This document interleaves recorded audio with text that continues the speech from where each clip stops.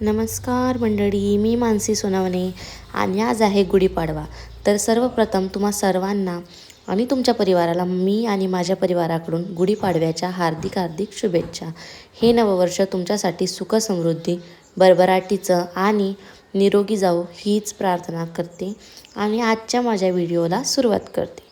तर नेहमीप्रमाणे सुद्धा मी तुमच्यासाठी नवीन रेसिपी घेऊन आलेली आहे. तर आज आहे गुढीपाडवा, तर सणाच्या निमित्तानं मी तुमच्यासाठी घेऊन आलेली आहे पुरणपोळीची रेसिपी.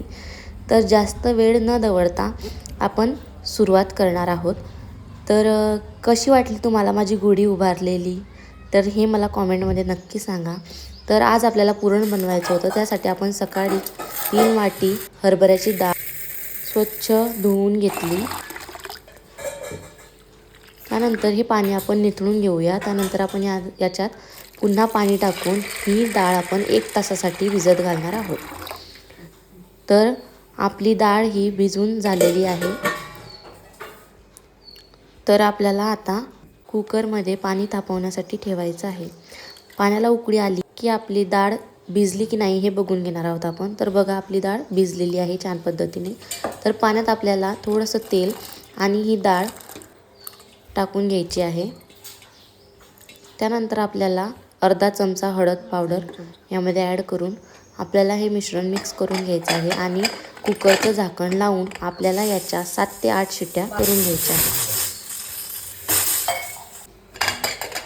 तर शिट्ट्या झालेल्या आहेत आणि आपली डाळ ही छान अशी शिजून झालेली आहे. तर आपल्याला आता पुरण गाळणी आणि खाली पातेलं ठेवायचं, जेणेकरून ते पाणी आपण खाली साचवून घेणार आहोत आणि डाळ ही वरती राहिली पाहिजे म्हणून. तर इथे आपण आता जेवढी डाळ घेतली तेवढंच आपल्याला गूळ इथे बारीक करून घ्यायचा आहे. तर 3 वाटी मी डाळ घेतलेली होती, तर 3 वाटी आपल्याला गूळ लागेल. तर त्या प्रमाणात आपण गूळ कापून घेणार आहोत. तुम्हाला जर गोड हवं असेल तर तुम्ही जास्त प्रमाणात ॲड करू शकता. तर आपण इथे गूळ हा बारीक करून घेणार आहोत. आणि आता कढईमध्ये आपल्याला डाळला बारीक करून घेणार आहोत पुरण गाळणीच्या सहाय्याने आणि यावर आपण आता स्मॅशरने प्रेस करणार आहोत, जेणेकरून आपलं पुरण हे मऊ आणि रवाळ आलं पाहिजे म्हणून. इथे जरा जास्त मेहनत घ्यावी लागेल आपल्याला.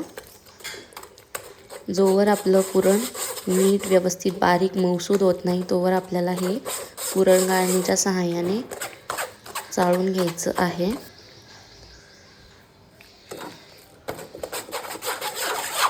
आपली डाळ भिजून झालेली असली की ती लवकर शिजते आणि लवकर शिजली म्हणजे त्याला पुरण गाळणीच्या सहाय्याने गाळायला वेळ लागत नाही. तर बघा, आपलं पेढ्यासारखं इथे पुरण तयार झालेलं आहे. तर आता आपल्याला ही कढई गॅसवर ठेवायची आहे.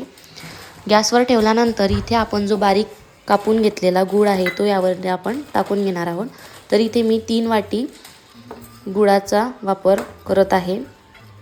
जर तुम्हाला जास्त गोड हवं असेल तर तुम्ही जास्त गूळ घेऊ शकता आणि कमी हवं असेल तर तुम्ही कमी गूळसुद्धा त्यामध्ये ॲड करू शकता आवडीनुसार. तर हे आपण मिक्स करून घेणार आहोत. जोवर आपला गूळ वितळत नाही तोवर आपल्याला गॅस फुल ठेवायचा आहे आणि एकदा का आपला गूळ वितळला की मग गॅस कमी ठेवायचा आहे. तर बघा, इथं आटून झालेलं आहे सर्व.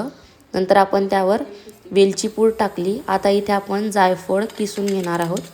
जायफळ हे थोडंच घालायचं आहे कारण की त्याचा फ्लेवर छान येतो, पण तुम्ही जर जास्त जायफळ घालत असणार तर त्याने झोप जास्त येते, याची सुद्धा आपण काळजी घ्यायची आहे. तर हे पण आपण छान पद्धतीने मिक्स करून घेणार आहोत. जोवर आपलं पुरण हे घट्टसर होणार नाही तोवर आपल्याला हे मिश्रण मिक्स करत राहायचं आहे. इथे सुद्धा आपल्याला थोडी मेहनत घ्यावी लागेल. तर बघा, आपलं पुरण हे झालेलं आहे व्यवस्थित. आता आपल्याला सराट्यावर घेऊन बघायचं आहे की आपलं पुरण खाली पडते का ते. तर बघा, पुरण पडत नाही आहे, याचा अर्थ आपलं पुरण झालेलं आहे. ओके. तर आता आपल्याला पुरणपोळ्या बनवायला घ्यायचं आहे. तर 2 पद्धतीने करू शकता आपण. एक तर कणिकचा उंडा घेऊन आपण लाटून त्यामध्ये पुरण भरू शकतो. तर आधी एक पुरणपोळी मी तशीच बनवून दाखवणार आहे तुम्हाला. लाटून त्यामध्ये पुरण भरायचं तुम्हाला जेवढं पुरण भरायचं असेल तेवढं तुम्ही भरू शकता.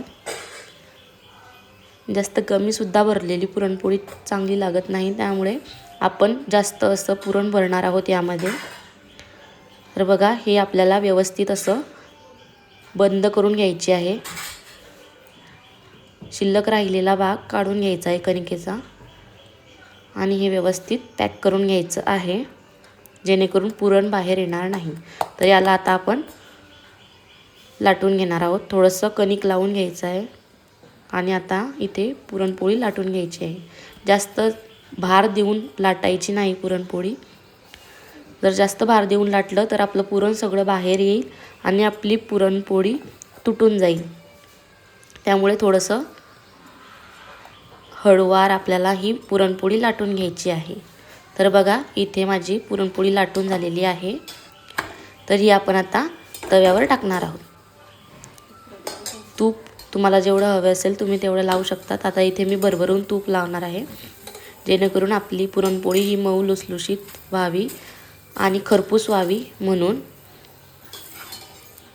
तर बघा,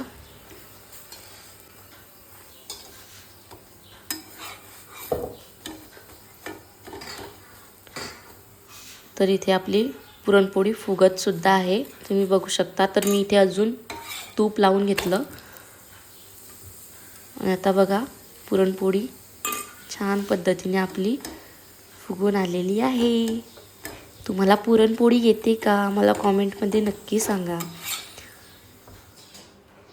आता ही एक पुरणपोळी बनवून झाली. आता आपण हाताने उंडा बनवून त्यामध्ये पुरण भरण्याचं ती दुसरी पद्धत शिकवत आहे मी तुम्हाला. तर यामध्ये आपण असं उंड्याचं गोलाकार बनवून घेतलं, त्यामध्ये आपण पुरण भरलं आणि आता आपण हे व्यवस्थित असं बंद करून घेणार आहोत, जेणेकरून आपलं पुरण बाहेर येऊ नये म्हणून. तुम्हाला जी पद्धत सोपी वाटत असेल तुम्ही त्या पद्धतीने बनवू शकतात. आता इथे आपण याची पोळी लाटून घेतली, तर ही पण आपण आता तव्यावर टाकूया. तर बघा, आता पालटून टाकली आपण. त्यानंतर यावर तूप टाकणार आहोत. दोघी साईडने तूप व्यवस्थित लावून घ्यायचं.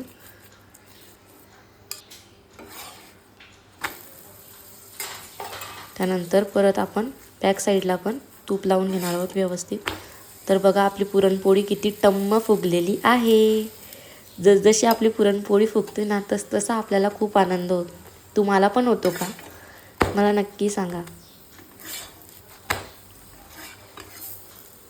तर बघा, आपल्या पुरणपोळ्या रेडी आहेत. तर आता लगेच आपण हे पानावर टाकून घेऊया.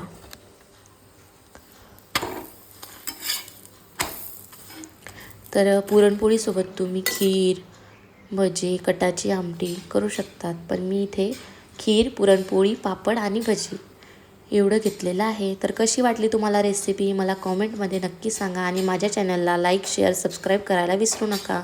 धन्यवाद.